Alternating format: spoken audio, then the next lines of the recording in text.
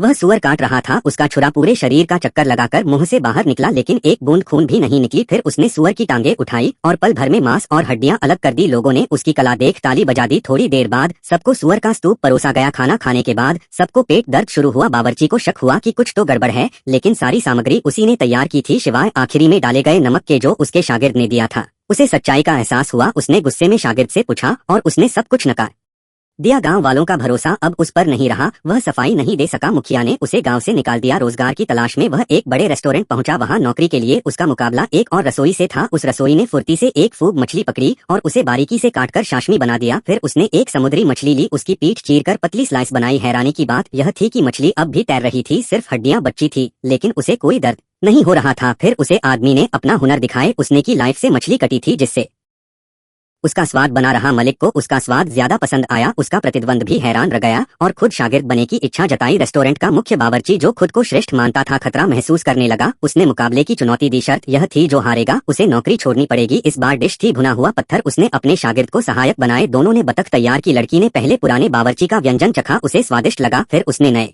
बावर्ची के डिश को छूने की कोशिश की, लेकिन उसे जलन हुई। बत्तख अब भी गर्म थी, भाप उठ रही थी और खुशबू लाजवाब थी। असल में बत्तख को माल शुगर में लपेटा गया था, जिससे वह देर तक गर्म बनी रही। जब उसने एक टुकड़ा चखा तो स्वाद से दंग रह गई। पुराना बावर्ची भी हैरान होकर एक निवाला लेता है और हार मान लेता है। उसने पूछा, चाकू इस्तेमाल क्यों नहीं किया? जवाब मिला, अगर चाकू से काटते तो रेशे टूट जाते और स्वाद खराब हो जाता। इसलिए शागिर्द से कहा कि हड्डियां हथेली से तोड़ दे। इस तरह वह नया मुख्य बावर्ची बना। तो अब सवाल है,